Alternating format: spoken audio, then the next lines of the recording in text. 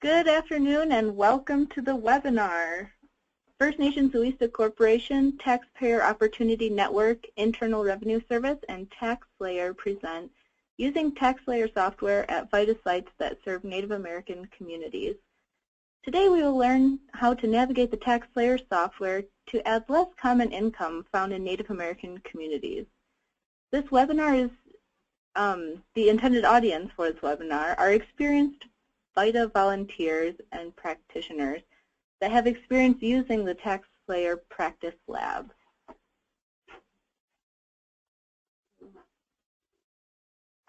Next, to start the webinar, let's test out the platform by answering the question, what organization are you representing today? Please utilize this feature throughout the webinar to ask any burning questions you might have for our presenter from TaxSlayer. We'll have time near the end for a Q&A session after the presentation.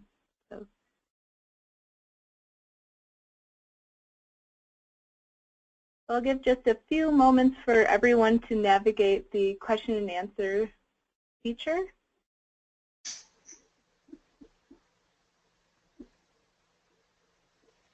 Great, we have representation from the Gila River Indian Community, Great Falls, Montana, Rural Dynamics.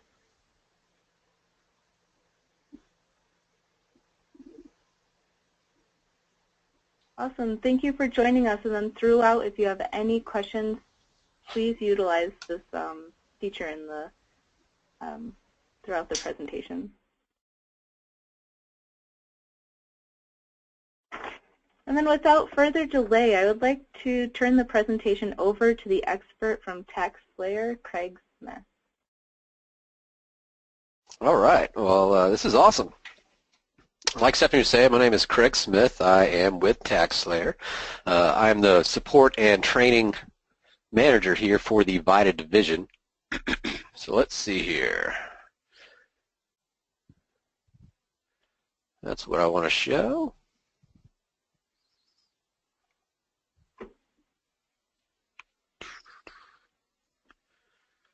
Okay. Can everybody see my screen? Do you see the practice lab up? Yeah. I got three. Okay, good. I got three different monitors. I just got a new computer today, conveniently installed right before this webinar, so not everything is where I'm used to it being, so that's fantastic. Got a little learning curve on my end here. Okay. Well, like I was saying, my name's Craig Smith. I'm with TaxSlayer VITA division, support and training manager here. This is probably I don't know, Carol's on here too. It's probably my 34th webinar that I've done since May, something that along those lines. But this one's cool. So I'm excited to be here. I'm thankful for the invitation. I was given a few examples to show today, so that's what we're going to work through. And by all means, if there is any questions, please do utilize the chat feature because I know there's some time planned at the end to hopefully go through all of those questions and get y'all some answers. So without further ado, I'm going to go ahead and get started. I'm not sure how many of y'all may have already been inside of the practice lab or created accounts. I do encourage y'all to do that. I'm sure we can get that information to everybody if they don't have the URL and how to get in, so we can definitely provide that. But, you know, we want you to get inside of the practice lab, see all of the helpful tools and tricks we have available, the videos, the user guides, PowerPoints, as well as the actual practice area itself, which is what you see in front of you, and that's the actual application as it currently stands. Get in there and learn the software. All right. Well, I've already kind of started a return here. I haven't put in anything else other than basic information, so taxpayer, spouse, and one dependent. So let's get into the first example. I'm just going to kind of work through a return here, kind of going through what I've been told y'all typically see at your sites. We have multiple different input methods here at TaxSlayer. I'll try to utilize several of them, kind of show you what all is out there. But again, in the practice lab, we do have videos that outline and recorded webinars that I've done that outline each specific entry method if you want to go back and take a look at those. All right. So as of right now, I'm in the federal section, so this is the left navigation bar. And that kind of tells you where you are in the program. So highlighted red federal section, and then up at the top is where the subcategories are of that particular section. So where I want to be is income, so that's right here. I'm going to click enter myself, and what this method is basically a direct entry of you navigating yourself through the program. So you see when I clicked enter myself, it just opens up the income menu and I can choose where I want to go from here. We do have this form finder up on the top left here. So if you have a form in front of you, maybe you're not really sure where it is in the program, you can always type it in. And you see here I typed in W-2 and it gave me a couple different options. And if I clicked it, I can go straight to that form. Now, come down and click cancel. Back on the main income menu. If I know where I was going, I know where wages are located for W-2s. The first option here, we do provide a little assistance in parentheses, kind of tell you what form numbers are within each menu. So you can click begin on that right side, and it will take you in there as well.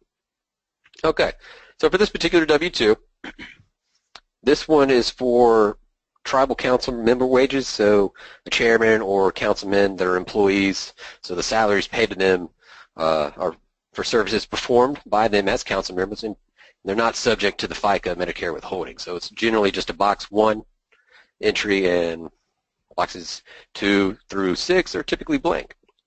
So if that's the case, we're here on the W-2 menu. First thing you need to do is tell the program who does this W-2 belong to. So I have a joint return, so it's going to give me both options. Now if this was a single or head of household, it would default obviously to the only taxpayer.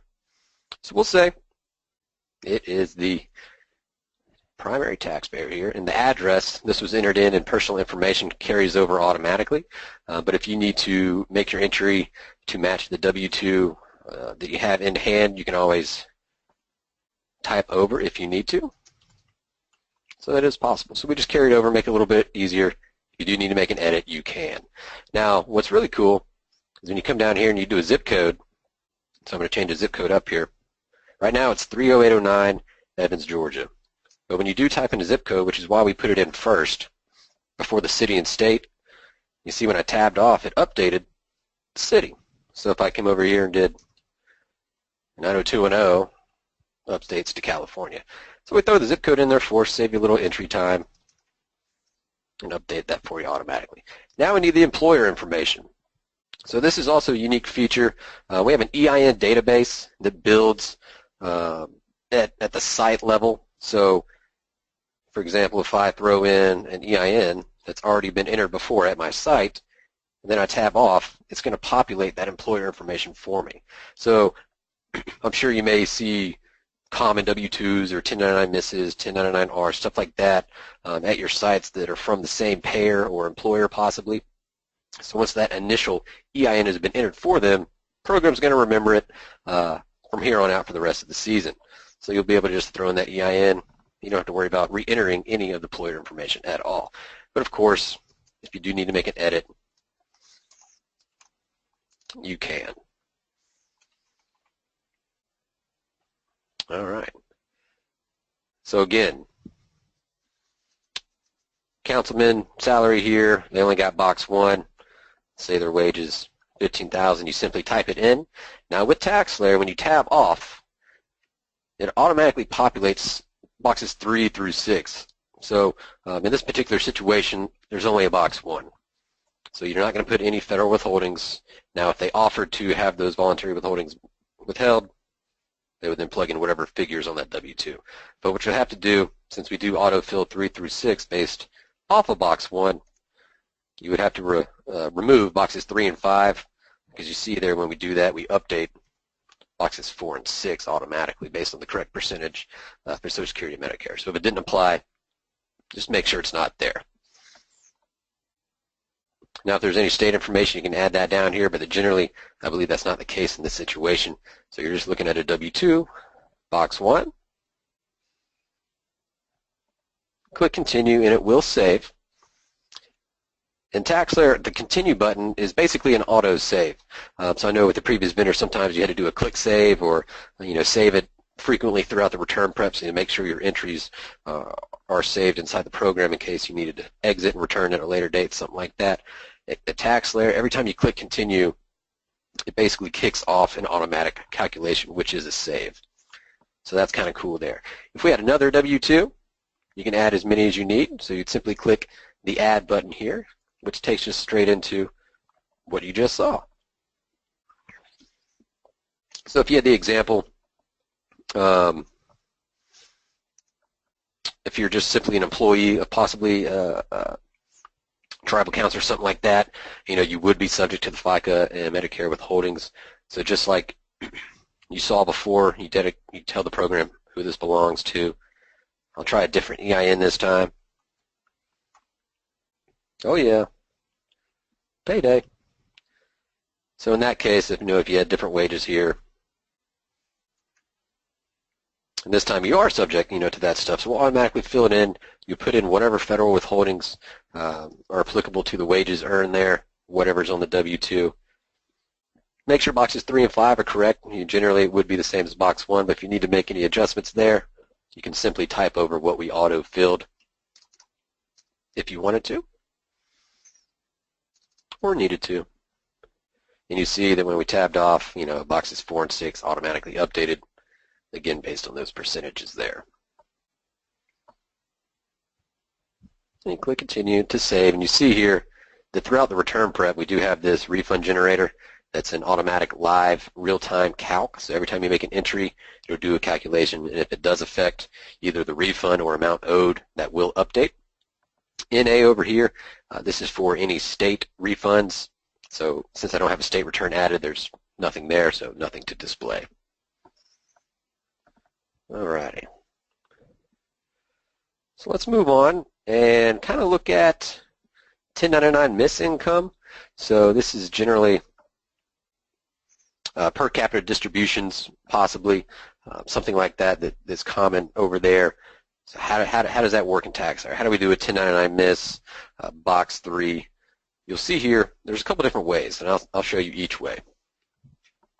The first way is actually putting in the 1099 miss you have in front of you. So we do have an entry field for that right here in the middle of the income menu. So if I click Begin, similar to what we just saw with the W-2, you're now looking at the 1099 miss screen. All right, so again, who does this belong to? Make the designation, put in the payer's ID.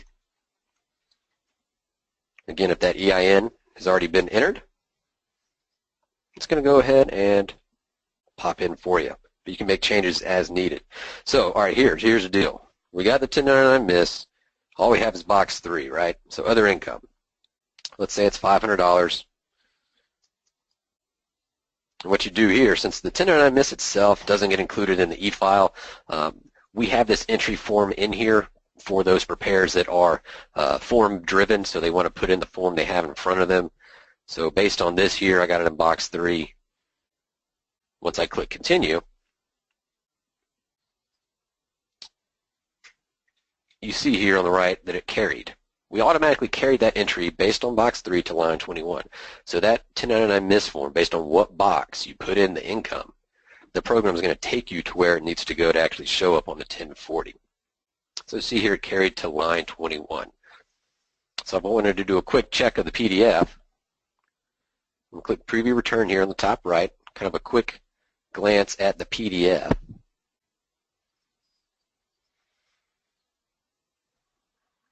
All right, so scroll down to the 1040 here.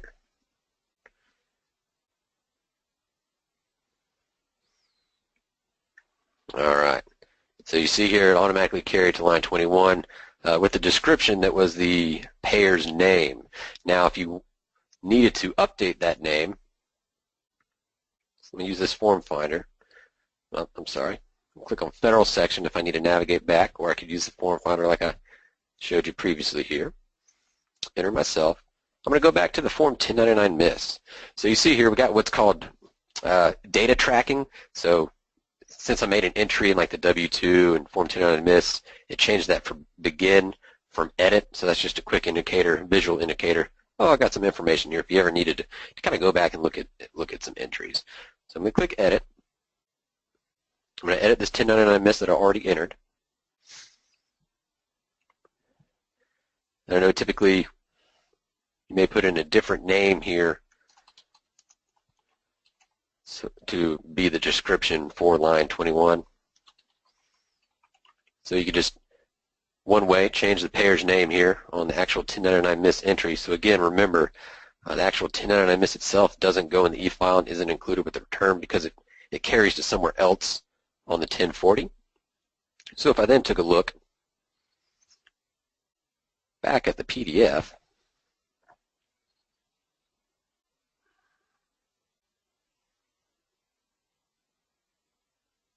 make it a little bigger for you. Now it has that appropriate description on line 21, Indian gaming proceeds, and then the amount of 500 right there. So that's one way.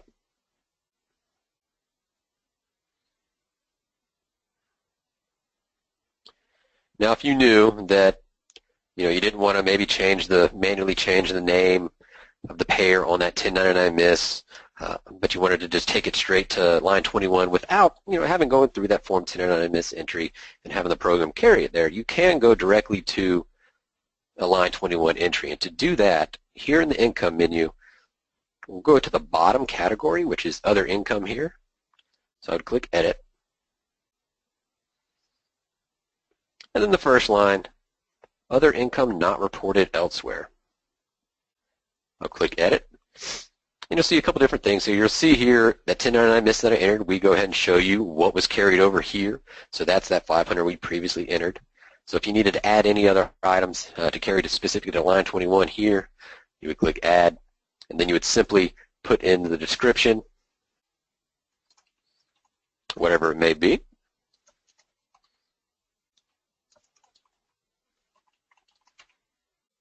And there's a character limit there for e-filing, so wasn't able to put in the full word distribution, left off the end.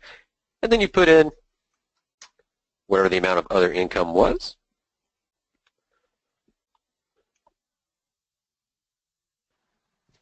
You now see you have two entries.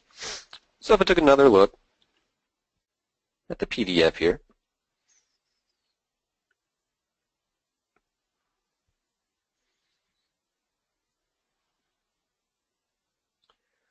now because we have more than one line item on 21, it's going to say C statement, so towards the bottom of the return we'll generate another supporting statement basically, and I'm just going to quickly get down to it right here.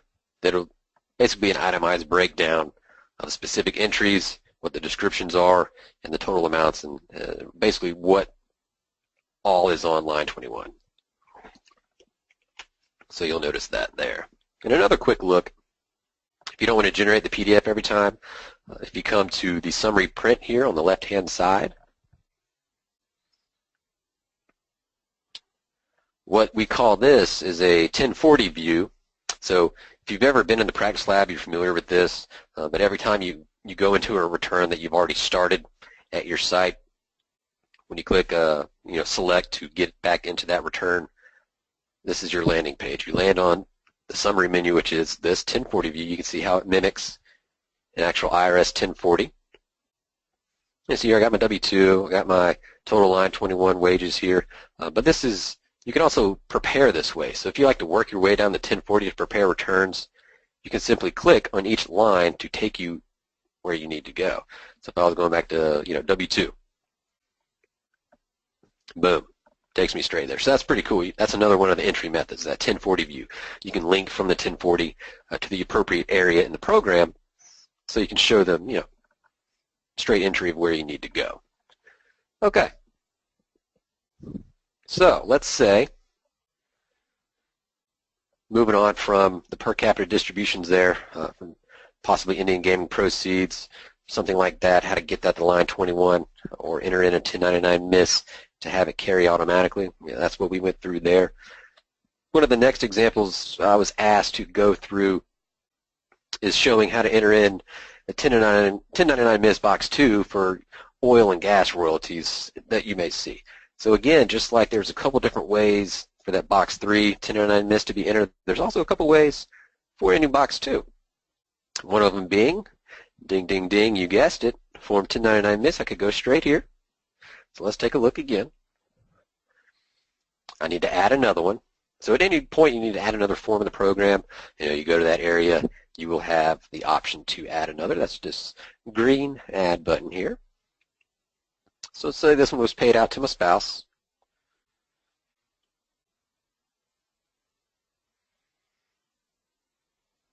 All right. Put in the payer's ID again.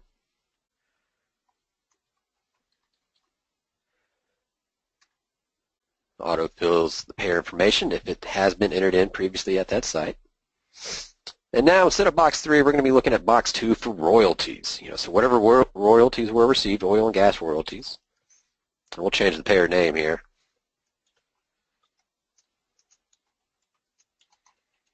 Just to give it a better flow. All right. So we got box 2. That's all we have on this 1099 miss. That's all we need to enter. Click continue again. This continue button is basically kicks off a calculation, also a save. So then it gives us this question, where would you like to add this income? Do you want to carry it to a Schedule E for rents and royalties?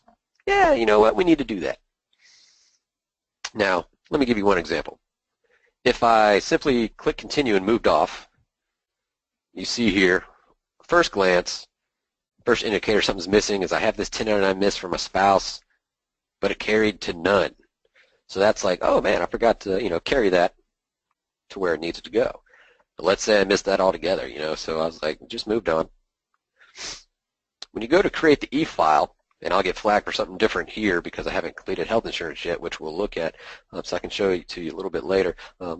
When you go to create the e-file, this is not actually submitting the tax return to the IRS or state for processing. What this is doing is you're creating the e-file, putting in banking information, creating the pins for the taxpayer, stuff like that, so that it is ready to be e-filed by whoever is designated as that individual to submit returns for processing. But when you click e-file, our program runs through an automatic, what you're more known to refer to as diagnostics. We call them kind of validation errors, but it runs through that automatically. So when you're trying to create the e-file, we'll go ahead and tell you anything that kind of stands out and pops up that seems to be maybe a little off or something you need to take a look at again at the return. So since I did not source that 1099 miss box 2 to a Schedule E, if I click e-file, it's going to flag it and say, hey, you forgot to source it, so let's click it and see what I get. All right, so check it out. These are errors.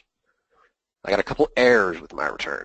And you see here there's no continue button, so I have to address these items before I can continue in and create the e-file.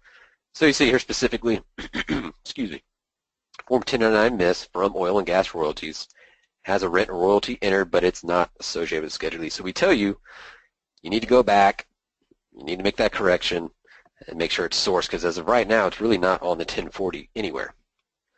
So conveniently, we have a visit button, so if you simply click this, it takes me straight back to that 1099 miss in question. Got my royalties up here, box 2. So I would simply click continue again, and now I'm like, okay, I'll go ahead and add it here. So I'll click new for Schedule E.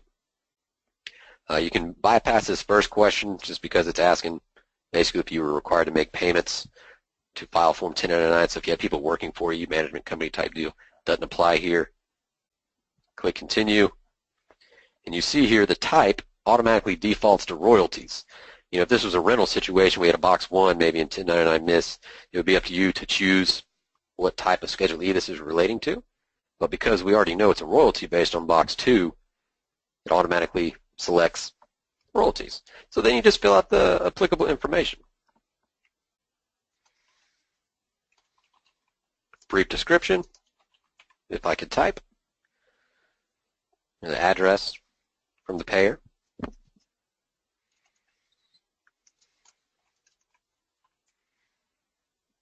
and again with the zip code, we'll autofill city and state. So now you need to put in the percent of ownership, whatever the percent of ownership is. Now you see here royalties from 1099 miss, so we automatically carried over that 20 year. And you see here you can't make any edits to it. That's hard-coded from that 1099 miss, so you can't edit that entry. But if you need to add any other royalty payments that may apply from this payer, you can manually add that in, and then it'll add to the total there and make it $40 instead of just that $25. All right, so you just plug that information in, click continue, and that's basically it.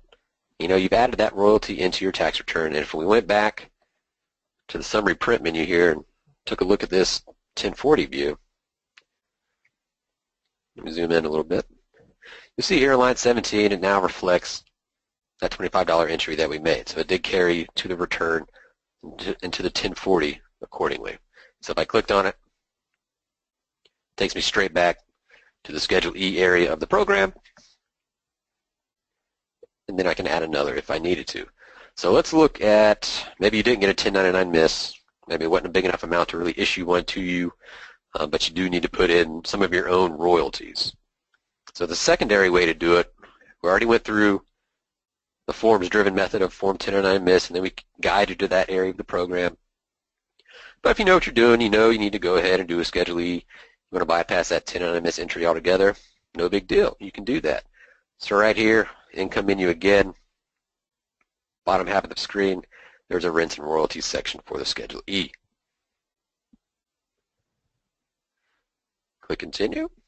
So basically, you know, right where we were, but you would simply add another if you needed to. Description, change it to royalties, just like the other one was, and then you would just fill it out just like we just did, and that would, so there's those two different entry methods, going straight to Form 1099 miss, carrying it to the Schedule E, or, you know, going straight to the Schedule E and doing it that way. Okay. I know another common example or form of income that y'all see would be a 1099 DIV for Alaska Native Corporation dividends, something along that line. So how's that going to work in TaxSlayer?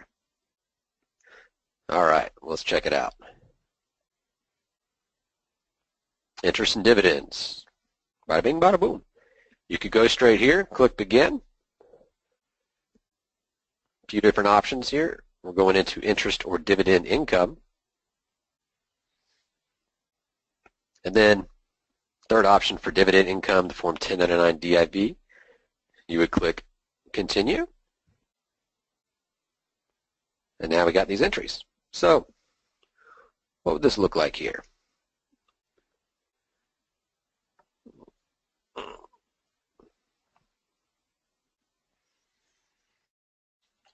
Put in whatever the payer's name is that you have in front of you, whatever's on the form. Who does this belong to? So we're a joint account, so assign it to either one or it's a joint. Plug in your ordinary dividends.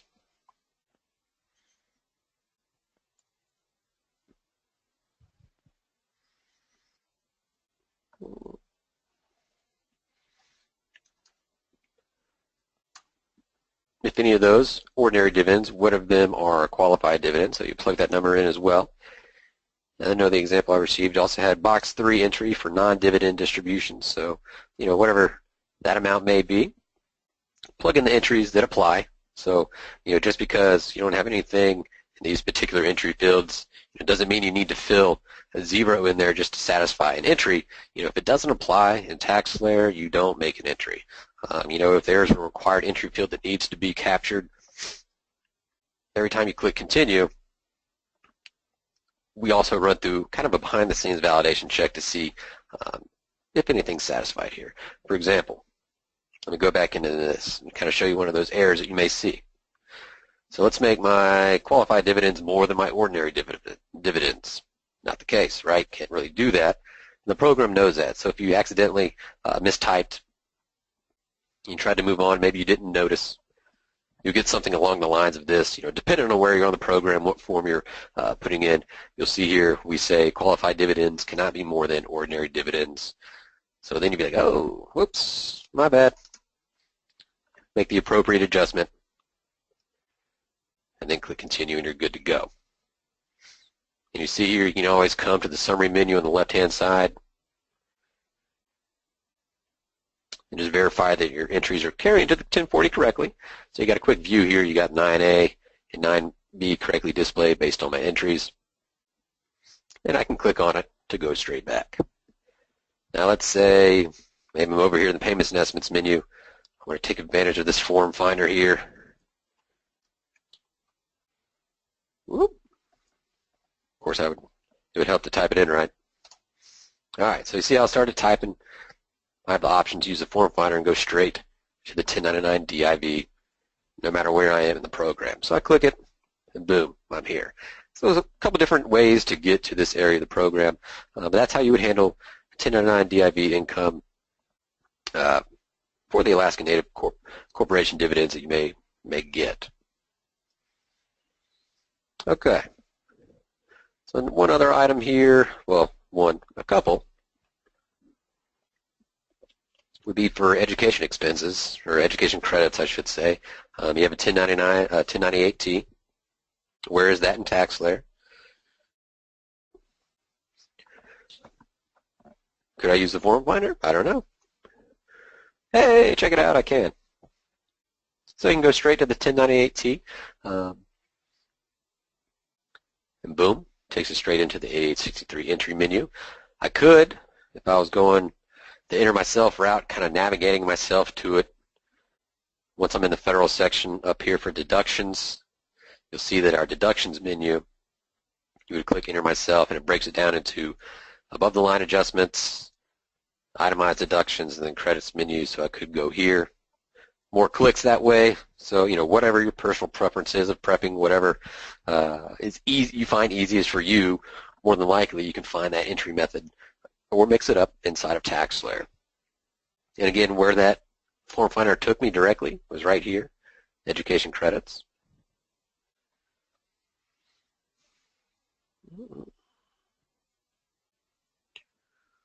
Alrighty. So choose who the eligible student is. You have the people on the return, so default to the dependent if there is a dependent on the return. So here's the primary, here's the spouse, here's the dependent. So we'll choose the dependent. And now we're going to choose the credit type, American Opportunity. So you see this particular form right now isn't asking for much other than qualified expenses. But that menu will build out based on what type of credit you selected. So either AOC or Lifetime Learning will build out. You see here we got the institution name, institution information that popped up. So we were strictly claiming tuition and fees deduction. Well, that's not necessary.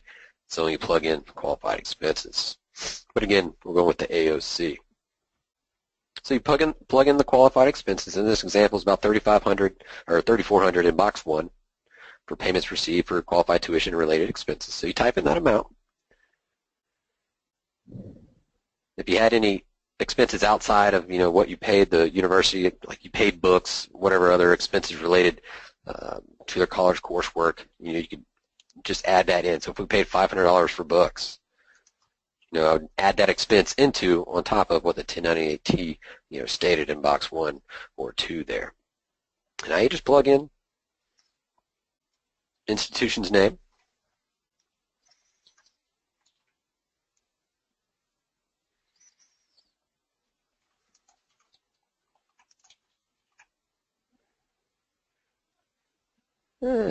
Zip code pops on in automatically. And then we ask a couple questions. Did the student receive Form 1098T from this institution for this tax year? So simple yes or no. If we say yes, you'll then see it builds out and asks for the EIN. That'll be required come 2016, having that EIN. As of right now, this is how it looks. So if I selected no, well, I don't have an EIN. So it's not going to ask me to put one in. Well, of course, that will be changing. All right. Did the student receive Form 1098T from this institution for previous year with box 2 filled in and box 7 checked? So that's simply yes or no there. And you plug in the EIN for that institution. And now we go into the qualifying questions. So these are important. Now we only ask one at a time because, based on the answers, it deems if you qualify and move on to the next qualifying question, or your answer says you don't qualify, so no need to address any of the additional questions. So has a HOPE or American Opportunity Credit already been claimed in 4 years? Yes or no? So if I say no, it builds out to the next question. Student enrolled at least half time. So that's checked on box 8 of the 1098T, so you can reference that if you're unsure. Yes, we were. Did the student complete the first 4 years post-secondary education before 2014? Yes or no? And so it keeps building out based on my answers here. And then the last one was the student convicted before the end of the year of a felony for possession or distribution of a controlled substance, yes or no? So you answer the questions there, you click continue.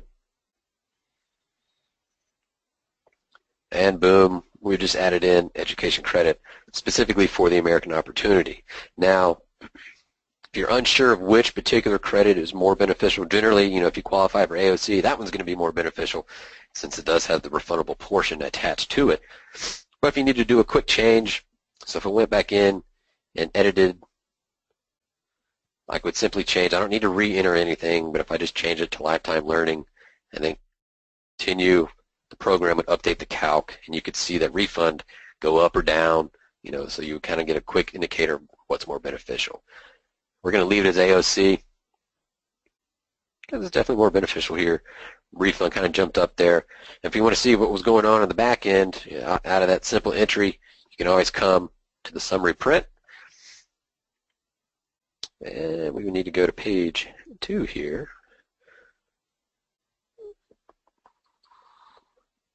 So to get to page 2 of the 1040, up here at the top, simply click page 2. And it switches our view a little bit. So you see here, tax liability is $758. Line 50, we have $758. Make it a little bigger for you. The education credits. So we carry that here, and as you go down, if there is, the refundable portion that would qualify, you would see it here on line 68. So we go ahead and take care of all that for you behind the scenes. You can view it here.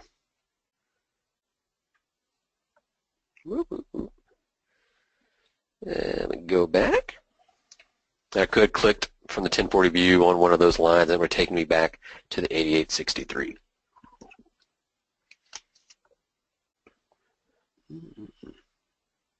Let's see here.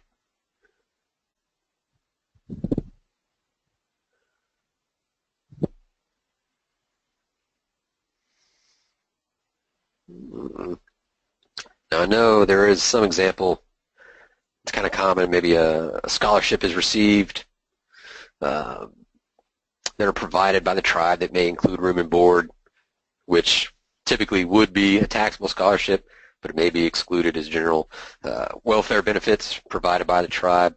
So I know that comes into play here. So if you do have a taxable scholarship or a scholarship that you need to enter, and then we can back it out, I'll show you that. So let's say, we already plugged in 1098T, whatever. We got that entered. We need to put in maybe the rest of the scholarship. It was above the expenses. So if I go into other income, so that menu here at the bottom of the main income menu, other compensation is where we'll be looking. All right, so we got this first entry field, scholarships and grants. So whatever the amount that would generally be taxable, you would enter that in, whatever amount it is. We'll just say $9,000. So again, make sure you put it in for who it belongs to.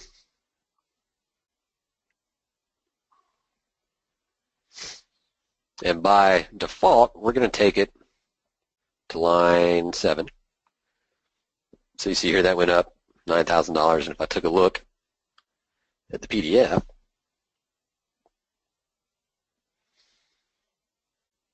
it'll have that indicator on there. Let me get down to it.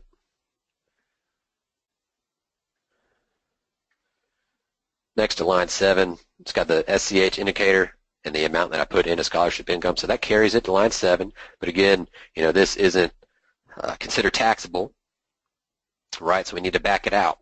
Make sure it's not actually included in being taxed on. So let me get back to federal section.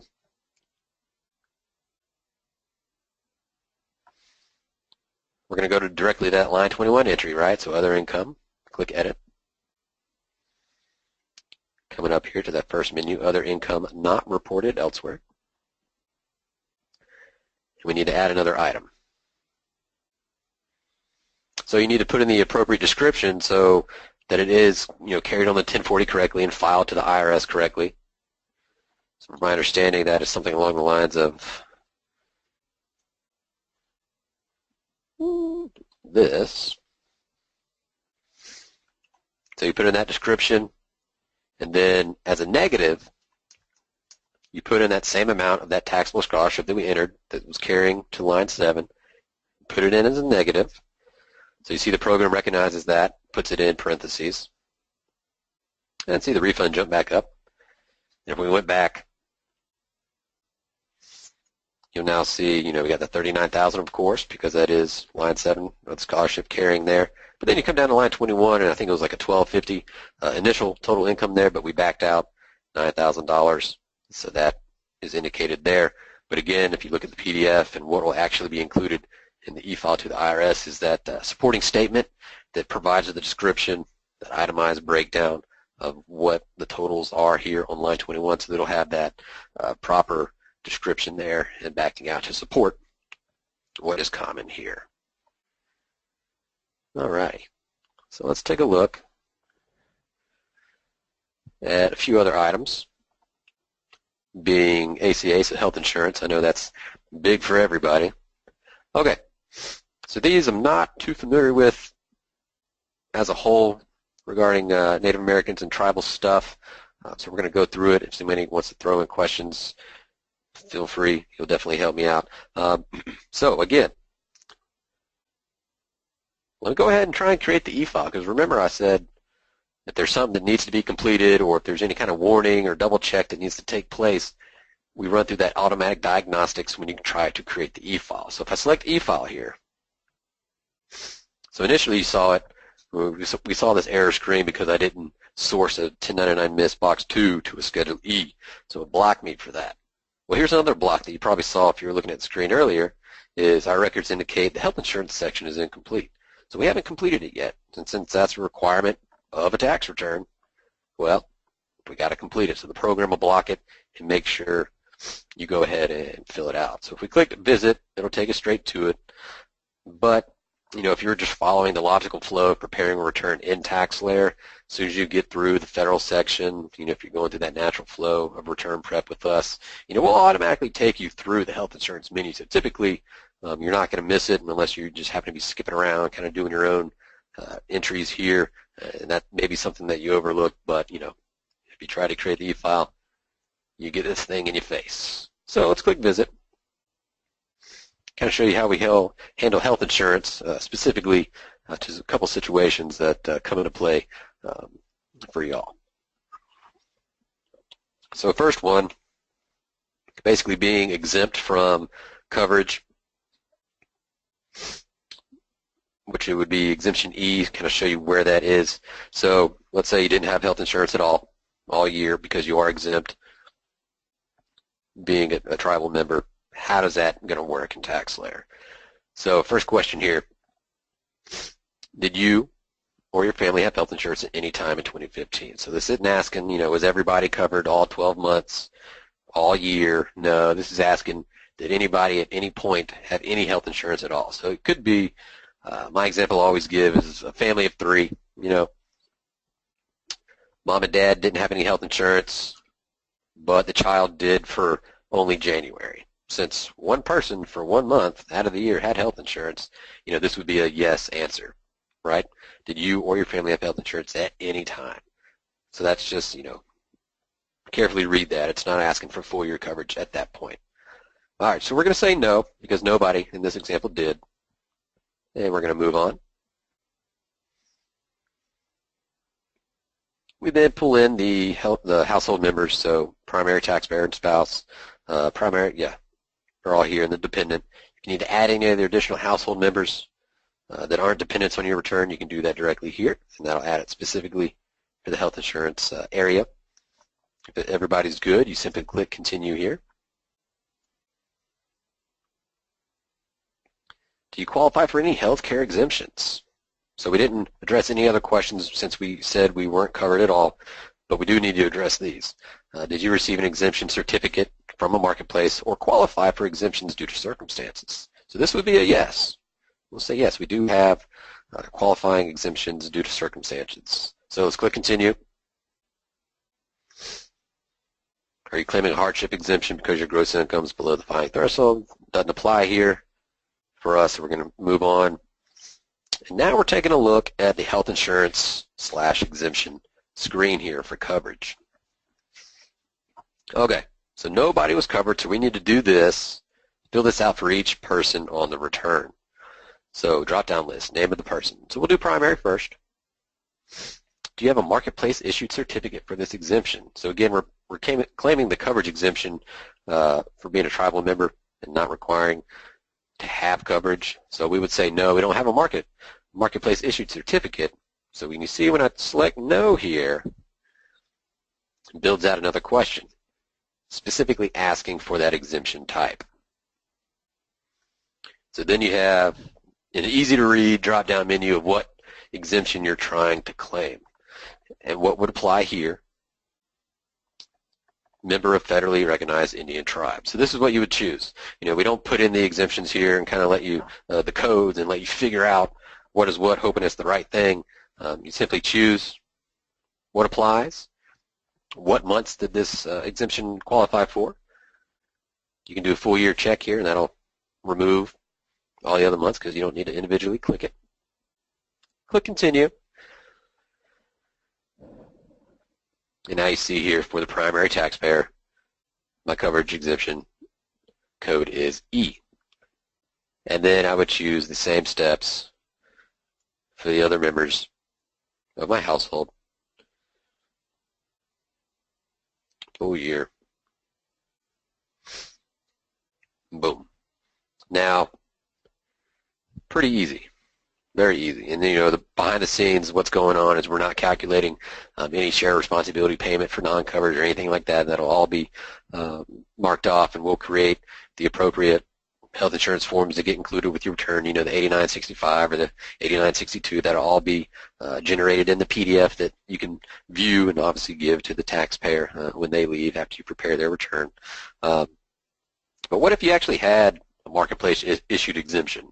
So choose the individual. Just as an example here, did you have a marketplace issued certificate? In this case, you would say yes. And then the program is asking for that exemption certificate number. So then you just, you know, you got the form. Hopefully they brought it in with them when they were preparing their return. So you would simply just, you know, type in whatever the number is, and, you know, we know how long, how many characters it's supposed to be, you know, 7 characters. So we'll cut it off at that point. Choose what year they apply for, what month, I'm sorry, of the year. And then you click continue. And you see we'll put in the certificate and then the code. Now, could be a situation where maybe you've applied for an exemption from the marketplace and your application's still pending, so you don't quite have that exemption number yet, but you're filing your return. You know, it's time to file the return, so you got to put pending, right? That's what IRS tells us to do. So if you do have that situation where you're waiting on that exemption certificate to come through and get approved, and, you know, it's not quite there yet, but you got to file this return where it's asking for exemption certificate number. So you would still say yes for this question. Come over here, simply type in pending, and then when you click continue, you'll then say we'll generate, we'll say certificate pending, and appropriate stuff will get included with the return there. All right, and then that's about it. When you click continue, you've completed health insurance menu, which at the stage of preparing a return through TaxSlayer, you know, you've done the federal. Generally, you come into the health insurance, so your federal return, you're kind of done with it, and then we ask you to move on to the state section, should that apply. Okay. Well, that was about all the examples to kind of run through here in the allotted time that I had. I wasn't sure how long it was going to take me to do that. But it was around an hour, 50 minutes to an hour. So I guess at this point, Stephanie, we can kind of open it up for a little bit of Q&A. I don't know how much time we have for that Q&A. but we can definitely, hopefully, get some questions addressed that some of y'all may have and help moving on with this transition and making it a smooth process. So I guess at this point, we're going to change. Go ahead. Oh, yeah, we have one question that popped up throughout the presentation, and it was, why doesn't the 1099 miscellaneous get included on the e-file? That's a good question. And from my understanding, it doesn't get, the actual form 1099 miss itself does not get included in the e-file because of how it's reported. Based on what box your income is reported on a 1099 miss, it carries to a different area of the 1040. So for example, W-2 is obviously, that's a W-2, it doesn't go anywhere else on the 1040, and that gets included with the return. But a 1099 miss is, it's got a lot of different boxes, and it goes to different areas, different lines on the 1040. Box 1 goes to a Schedule E, Box 2, Schedule E specifically for royalties. Generally, Box 3 is like a Line 21 other income situation. Boxes 5 and 7 create a Schedule C, and so what our program does is if you're a forms-driven preparer and you have that Form 1099 miss in your hand, if you didn't know, if we didn't have that entry in the program and you didn't know what line of the 1040 it should go to, you might be a little bit lost on how to report it. So what we did was just kind of put that in there, and then our program takes you to where it needs to go to generate the appropriate form to get included in the 1040 to carry along with that tax return. So it's just one of those things, it's an IRS rule. Technically, it just doesn't go in the e-file because the form itself doesn't go in the e-file because it gets carried to somewhere else on the 1040. There's not like a line item on the 1040 for 1099 miss entries. I guess that's probably the simplest way to try and explain that. I don't know if I might have confused myself on that one, but that's my understanding. Okay, great. We have another question. Where do you enter agricultural payments for livestock? How do you back it out because it's a non-taxable? Agricultural income for livestock. Well, from my understanding, is this kind of a Schedule F situation? Because I know from my understanding a lot of I think the whole Schedule F is out of scope for the VITA TCE community. I don't know if Carol wants to maybe chat in on that one, because I've been previously told that Schedule F is kind of out of scope. And that's where you would put in livestock, proceeds from selling livestock. But just to quickly show you, federal section, I go to enter myself. Again, I don't know if this is out of scope or not, but we have a specific entry area to create a Schedule F. So I'm not going to go through that, but we do have that entry here to plug in any Schedule F entries related to selling of livestock and proceeds, stuff like that. I know when I present these things, they tell me to stay away from out-of-scope items, but there's a Schedule F right there. And yes, this is Carol Quiller, and Craig is correct. We try, obviously, to show you how the software operates and the features that it has in order for you to prepare the return. However, we are wanting to teach from a perspective of what's in scope for the VITA program, and he is correct. We would like to maintain. He graciously showed you where it should go, but again, we'd like to try to keep this within to assist you with items that are within scope for the VITA programs. We know your sites may vary about what they do, but for this purpose, we would like to keep those items in scope. Thanks. I won't get in too much trouble behind the scenes for that. Carol's nice to me. We're good. There's another question. For those of us that have state issues, should we report those within the practice lab? Is there, there's an issue. Yeah. Let's see. So if you have any state-specific questions, I know there may be a lot of those out there. If you're in the practice lab, so if you're looking at the screen like I am, you're inside the practice area doing some stuff, you have a question. As of right now, we only have email support available until our contract officially begins with the IRS, and sometime in November, and that's when we'll have phone, chat, and email. So kind of during this transition period, all we can offer is email. But all of that to get to here, inside the practice area, there's this help feature, help little button up here on the top. And if you select that, there is an option to send us a question. So if you click that, you'll then be able to send an email, which will come directly to my support staff here. And so that's the best communication to get in touch with us as far as any questions or concerns you may have in the program. Also, I'll give you a couple minutes to maybe get a pen and paper ready, but I can give you our support email address. If you just think of a question and you're not in the program, if you still want to get in contact with us, I can give you that email address, and we could probably include it to everybody after the webinar session has ended as well. But our direct email is support@vita.taxslayerpro.com. If anybody wants to jot that down and have our direct email. So either way, you go through the practice area and click help, or if you send it straight to support@vita.taxslayerpro.com, my staff will get your question and will be happy to respond to any and all emails that we get. We'll be happy to shoot y'all back an answer. Yep, and there it is, popped it into the chat pod there. That is our email address. And again, once we actually get into this in November, one of the dates in November, then we'll have phone and chat available in addition to email as well.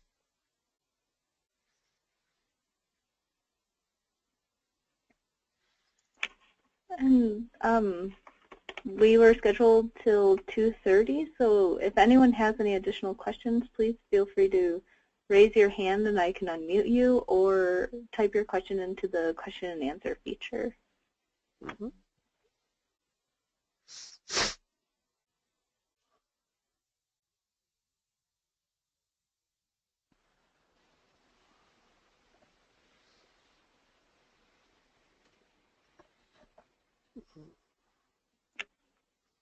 I'm not seeing any, but are there any additional resources that you might have for people within the practice lab if they run into anything? Yeah, absolutely. I can show y'all. If you haven't created a practice lab account yet, we have tons of resources available. One of them being, if you have been in the practice lab, you may have noticed this already, specifically in the practice area. If you come over here, like this is return prep program, obviously, but the top left, this is the actual primary taxpayer's name. It's also a drop-down menu. And you can return back to your main office login at your site, so whatever your login credentials you log in, this is kind of what you see. Over here on the left-hand side, we have a lot of resources here. Release notes is where we publish some of the latest enhancements or fixes that we've done that affect you, kind of know when and what those are. I also did a series of webinars in August. So that's these 4 here, and they were all recorded. So if you want to come back and take a look at all of these webinars on your own time, we have 4 recorded webinars here. They're about 2 hours each. They include the topics here and then like a 30-minute Q&A that's also included. So I'll kind of show you one real quick if you click on it. What we have is a guest book, so we can provide certain data to the IRS, kind of track who's been in here, how long they've been looking. So if you just type in your information, choose your program type, whichever from this list it may be. If it's none, you could choose none. Convenient thing to do is click this Remember Me button, because then it'll never ask you to fill out your name again. It'll just remember it. As soon as you click Submit, it then loads, in this particular case, the webinar that was recorded. But what I wanted to point out here is there's this Attachments tab. So if you let this run, it'll just go through the webinar that I did. But there's this Attachments tab that has the corresponding user guide that I went over, the PowerPoint, instructor PowerPoint, if you want to view that, the agenda, so that's kind of topics discussed, and then the Q&A that actually we published with it, so all the questions that were asked, we provided answers here. And then we also did the same round of webinars in September, so those Q&As are also available in here as well. So you have quick access to all the webinars that we did. But to show you, if you haven't created a Practice Lab account,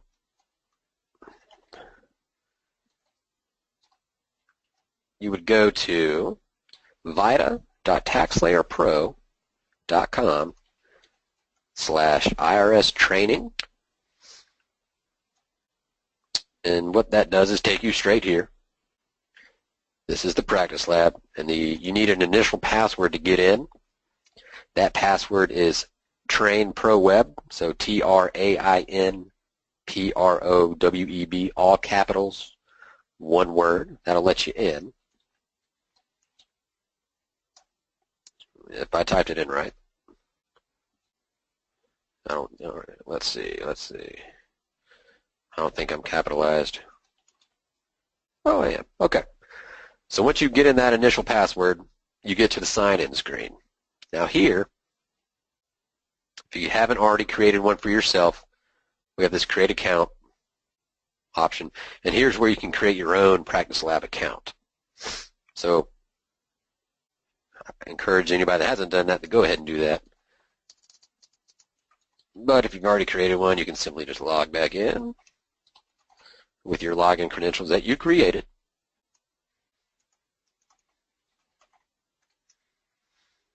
As soon as you log in, this is the Practice Lab home. This is what you'll be seeing. And you'll see here that all these sections 1 through 6, or technically sections 1 through 5, all of these are mini videos that basically break down my whole webinar that I did into shorter, easier to view videos if you just want to watch a little bit at a time. They're about 5 to 8 minute videos on average. So you can come in here and kind of look at everything. We got desktop stuff, TaxSlayer Pro Online, e-filing, preparing return, practice returns if you want to run through these in the software. If you want to actually get to the application itself, that's where this comes into play, the practice area, and that's what gets you into what I was just showing you, the return prep aspect. So we have all these resources available, and each corresponding video, it's about 38 or so, has, I'm going to load one up, similar to the webinar, except here, quiz questions at the end of each one if you want to test yourself. So you can take these quiz questions after watching the video. And of course, each attachment has the corresponding user guide and PowerPoint, just for this small section of the video. So if you wanted to take a look at all that, we got a ton of information available. And there'll be more available as well. We'll have a blog, a TaxSlayer blog created that we'll have quick access to inside the program. That'll have latest updates and articles and all that kind of stuff. We'll have a knowledge base, is what we call it, basically a help center that has thousands of articles across all kinds of stuff, so you'll be able to find a lot of stuff there. So there's definitely a lot of stuff out there to help answer any questions, and of course, if you ever want to reach out to us, we'll be more than happy to address anything you may have.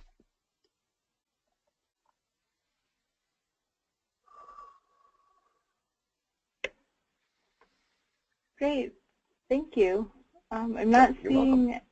questions. That means either I confused everybody really good or I did a really good job showing them the program. It was very thorough. Thank you. So I'll switch over. I just had a few slides. Okay. And if anyone has any questions, please feel free to type them in the meantime.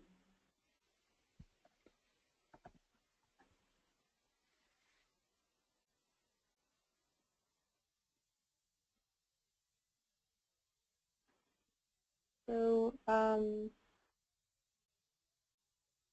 I just wanted to say thank you all for joining us, and thank you so much to Craig and Carol for their wonderful information. I will have a follow-up email with some resources for the practice lab and how to reach the support. I jotted that email down.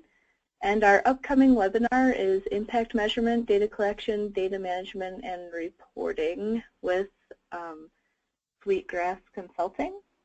Registration can be found at www.oista.org, and within this week we will also have part 1 posted. So if you missed part 1, you'll be able to watch the webinar and then join us next Wednesday for part 2.